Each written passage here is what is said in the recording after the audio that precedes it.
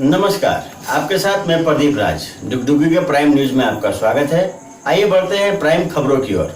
झारखंड में हेमंत सोरेन की सरकार अब 60 साल से अधिक उम्र के सभी बुजुर्गों और हर उम्र की विधवा को पेंशन देगी। राज्य में मुख्यमंत्री पशुधन योजना की शुरुआत जल्द की जाएगी। यह घोषणा दुमका के मसलिया स्थित धोबना हरिन बहाल और सोपचला में मुख्यमंत्री हेमंत सोरेन ने मंगलवार को की। मुख्यमंत्री हेमंत सोरेन ने राज्य में 15 लाख नए राशन कार्ड बनाने की स्वीकृति देने की घोषणा की। उन्होंने कहा कि सरकार प्रयासरत है कि यहां के लोगों को रोजगार के लिए बाहर नहीं जाना पड़े, गांव शहर के आसपास ही लोगों को रोजगार मिल सके। उन्होंने कहा कि सरकार ने मनरेगा के तहत 3 योजनाओं की शुरुआत की है। इस बार जो मानव दिवस सृजित किए गए हैं वो अपने आप में रिकॉर्ड हैं। हेमंत सोरेन ने कहा कि मुख्यमंत्री शहरी श्रमिक योजना के तहत शहर के लोगों को शहर में रोजगार की गारंटी मिलेगी। अगर रोजगार नहीं मिलता है और उस व्यक्ति के पास कार्ड उपलब्ध होगा तो उन्हें बेरोजगारी भत्ता मिलेगा। मुख्यमंत्री द्वारा विभिन्न विभागों के परिसंपत्तियों का वितरण किया गया। प्रधानी पट्टा, मुख्यमंत्री सुकन्या योजना, श्रवण यंत्र, प्रधानमंत्री आवास योजना, बिरसा हरित ग्राम योजना के तहत पशु शेड, पेंशन योजना के तहत पेंशन, जिला कृषि कार्यालय के तहत सॉयल हेल्थ कार्ड, केसीसी योजना के तहत लाभ, शिक्षा विभाग द्वारा स्कूल किट, मनरेगा के तहत सिंचाई कूप लाभुकों के बीच वितरित किया गया। इसके अलावा मुख्यमंत्री द्वारा 81 सखी मंडल की दीदियों को 81 लाख रुपए का चेक दिया गया।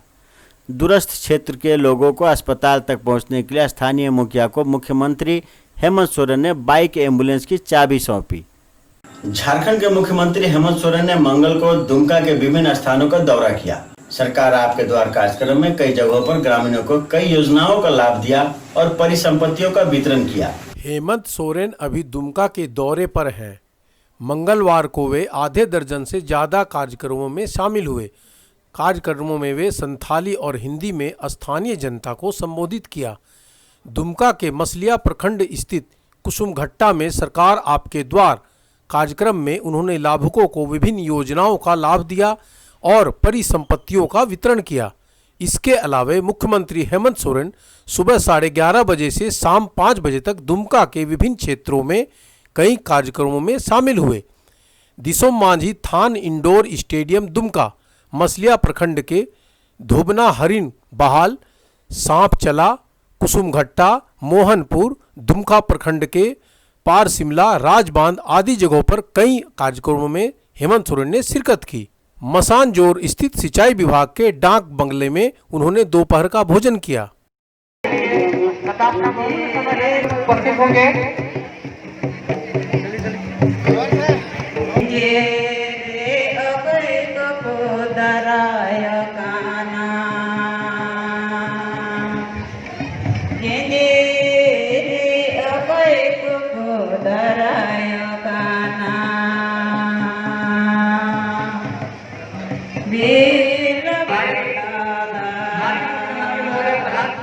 आए हैं कई सारे परिसंपत्ति का वितरण के दौरान जो लोग चुनाव को पहुंचाए, तो मैं ये आश्वासन देना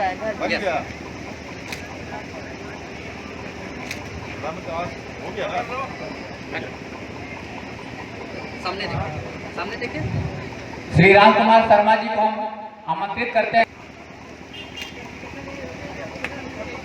सर के द्वारा स्वीकृति पत्र से सम्मानित किया जाएगा। भी सर के द्वारा सम्मानित किया जाएगा। पकलू मराठी, पकलू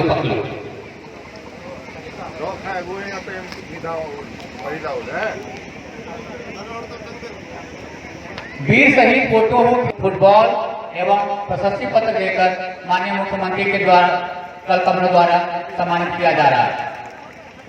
सभी लोग तालियों के साथ स्वागत करें लोगों का। संक्रमण ताला है थोड़ा आपने को हिंदी बनाने बोला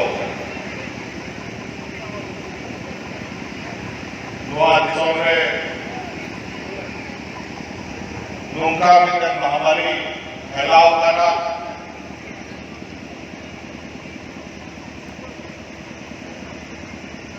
ये दिसंबर समय समय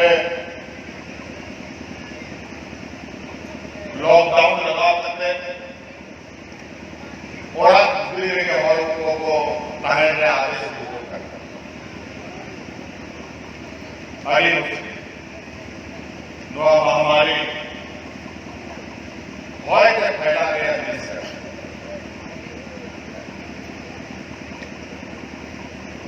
या हमारे संक्रमित करा उन्हें सहित एटा और संक्रमित आए उन्हें बेगेरदा सलाम और बचा मुआ मुख्यमंत्री पशुधन योजना का भी नई परिकल्पना हम लोगों ने की। हम जानते हैं हमारे गरीब गांव किसान का जो भी बैंक बैलेंस होता है वो पशुधन ही बैंक बैलेंस होता है। हम लोग का बकरी, हम लोग का मुर्गी, हम लोग का सुअर, गाय, भैंस, ये सब हमारे लिए जानवर नहीं है, ये हमारे पशुधन है। और इन्हीं की वजह से हम लोग सुख दुख में अपना जीवन को आगे बढ़ाते हैं। हम लोगों ने इसका एक वृहद कार्य योजना तैयार किया है। बहुत जल्द ये योजना आप लोगों के बीच में आएगी और उसका बहुत बड़ा लाभ आपको मिलने जाएगा। हम लोगों ने शहरी क्षेत्र में भी मुख्यमंत्री श्रमिक योजना, शहरी श्रमिक योजना का कार्यक्रम प्रारंभ किया। उसमें लोगों का रजिस्ट्रेशन का काम चल रहा है। बहुत जल्द अपने ही राज्य में, अपने ही शहर में, अपने ही गांव में बड़े पैमाने पर रोजगार सृजन करने की कार्य योजना हम लोगों ने शुरू कर दी। हम लोगों ने अतिरिक्त इस राज्य में 15 लाख लोगों को राशन कार्ड देने का निर्णय लिया। पहले कितना था उससे अलग, राज्य सरकार अपनी जेब से अपना सरकार का, राज्य सरकार की योजना से उसको अच्छा देते। अपनी हुनरमंदी के सहारे अपना जीवन चलाने वाले कलाकारों के समक्ष आर्थिक संकट आ गया है। मंगलवार को धनबाद के कलाकारों ने मौन जुलूस निकालकर अपने संकट की और समाज और सरकार का ध्यान आकृष्ट करने की कोशिश की।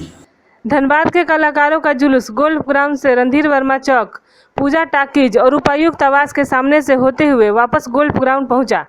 कलाकार संघ के कलाकारों ने अपनी पीड़ा व्यक्त करते हुए कहा कि कोरोना महामारी के कारण कलाकारों के समक्ष जीवन यापन का संकट आन पड़ा है। कलाकारों की पीड़ा है कि संकट की घड़ी में सरकार भी उनकी ओर नहीं देख रही है। क्या सारे कलाकार, जितने भी कलाकार हैं, आज हम लोग मौन रैली निकाले हैं। हम राज्य सरकार से ये गुहार करने के लिए निकाले हैं कि आज लॉकडाउन विगत 5-6 महीने से है, सबके लिए था, लेकिन सारे लोगों के जितने भी कार्य थे सब शुरू हो चुके हैं, लेकिन हम कलाकार अभी भी बेरोजगार हैं। हमारा ना सूद कोई ले रहा है, ना अभी तक लिया है। तो राज्य सरकार से यही हमारी मांग है कि या तो आप पूर्ण रूप से हमें आज़ादी दीजिए, जैसे हम कार्यक्रम पहले करते थे, फिर से हम लोग अपने कार्यक्रम को करें, या फिर आप हमारे पूरे परिवार को चलाने का जिम्मा ले लें। जब तक लॉकडाउन चलेगा तब तक हम घर में रहेंगे, आप हमारे परिवार को देखें, हमारे बारे में सोचें, यही राज्य सरकार से हमारी मांग है। धनबाद जिला यादव महासभा ने एक बैठक कर दूध के दाम में बढ़ोतरी करने का संकेत दिया है। मंगलवार को हुई बैठक में कोरोना महामारी के कारण उत्पन्न परेशानियों पर चर्चा हुई। यादव महासभा के लोगों ने कहा कि लॉकडाउन के कारण बिचाली, चारा आदि के दामों में काफ़ी वृद्धि हुई है, इसलिए दूध का दाम बढ़ाए बिना दूध का व्यवसाय करना मुश्किल है। क्या कहना है बैठक में, क्या क्या डिमांड है? डिमांड हम लोग का है कि यादव परिवार का सारी सुविधाएं उसको मिलना चाहिए। जनप्रतिनिधि इनसे वोट के समय आकर घर घर मिल करके सारे आश्वासन देते हैं, लेकिन आश्वासन के द्वारा आज तक कोई भी उन्हें सुविधा नहीं दी गई। जानवरों का पालन पोषण में अभी कुट्टी वगैरह का रेट काफ़ी हाई हो गया। कम से कम 15-16 रुपये किलो पड़ जाता, 500 रुपये मन है 40 किलो का। बिहार का बंगाल कुट्टी जो है 4.5 पड़ता है, 450। गेहूं का दरा 30 रुपया हो गया, सरसों खाली 25-26 रुपया हो गया, चोकर जो है 1070-80 हो गया। ये सारी समस्याओं को देखते हुए हम लोग पूरे यादव परिवार, यादव महासभा धनबाद जिला का बैठक रखे हैं और इस समस्या के समाधान के लिए प्रशासन से मिलेंगे और उनके दूध का भी रेट सही हो।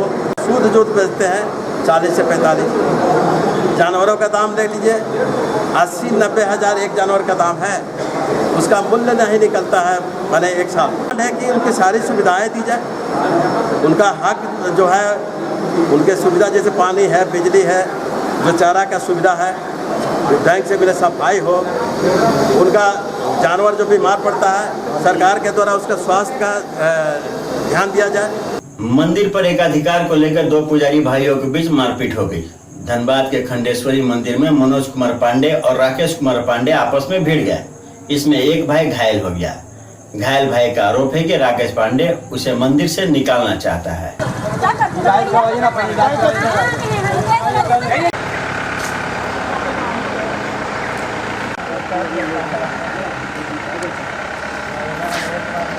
पेट्रोल पंप है, हम नंबर दे दे उसका।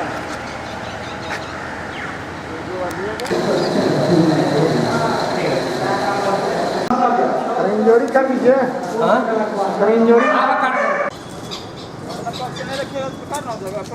लड़ाई झगड़ा करते रहता है, घर में हरदम परेशान करता है, ऐसा ही हुर करते रहता है। आज ऐसा ही लड़ाई झगड़ा हो रहा था, हम गए छुड़ाने के लिए और ईटा से पूरा मार के कपार फाड़ दिया। उसका सामने वाला भी उसके साथ मिला हुआ। MBA किए हुए हैं तो नहीं जॉब लगा, तो भाई बोला कि ठीक है यहीं रहो। तो आप बोल रहे हैं ना कि तुम भैया आप यहाँ से चल जाइए, तो बताइए हम लोग कहाँ जाएंगे जब वो पढ़े लिखे नहीं हैं। बचपन से पापा डेट कर गए तो मंदिर में हैं और वो कहीं गए नहीं। और ये बोल रहे हैं और वो पढ़े लिखे हुए हैं, MBA किए हुए हैं तो भी यहाँ है। विनोद बिहारी महतो कोयलांचल विश्वविद्यालय धनबाद के उप कुलपति डॉक्टर अंजनी कुमार श्रीवास्तव ने SSLNT कॉलेज की छात्राओं को फटकार लगाई। छात्राएं कॉलेज के बाहर सड़क पर भीड़ लगाई हुई थी। इसे देखकर उप कुलपति ने छात्राओं को डांटा और कॉलेज कैंपस के अंदर जाने को कहा। कॉलेज के आसपास लगाने वाले ठेले और खोमचों वालों को हटाने का निर्देश दिया।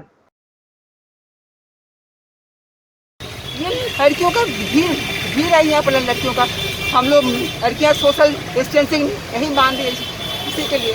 अच्छा, जो दुकान जब तक रहेगा यही सब होगा। बाहर में लोग हटा दिया जा रहा है, सोशल डिस्टेंस करना बोल रहा है, सरकार का निर्देश का पालन करने बोला जा रहा है। सही बात, जो आकर के यहाँ दुकान लगा देता। अच्छा, तो दुकान के चलते ना भीड़ हो जा रही है। गोलगप्पा है यहाँ, फिर है ना, इस सबको हटाया जा रहा है। टाटा स्टील कंपनी अपने कर्मचारियों को इस वर्ष 235.54 करोड़ रुपए बोनस के रूप में देगी। टाटा स्टील प्रबंधन और टाटा वर्कर्स यूनियन के बीच हुए समझौते के मुताबिक कंपनी के कुल 24,074 कर्मचारियों के बीच 235.54 करोड़ रुपए बोनस के रूप में बांटे जाएंगे। कर्मचारियों को न्यूनतम 26,839 रुपए और अधिकतम 3,01,402 रुपए मिलेंगे। बोनस समझौते पर टाटा स्टील के CMD सह ग्लोबल CEO TB नरेंद्रन और टाटा वर्कर्स यूनियन के अध्यक्ष R रवि ने हस्ताक्षर किए। पिछले साल की तुलना में इस बार कुल बोनस की राशि में करीब 4 करोड़ रुपए कम है, लेकिन कर्मचारियों के खाते में अधिक रकम जाएगी। प्रतिशत की अगर बात करें तो पिछले साल 15.6% बोनस मिला था। इस साल यह 12.9% है, जो पिछले साल से 2.7% कम है। बावजूद इसके कर्मचारियों को रकम ज़्यादा मिलेंगी।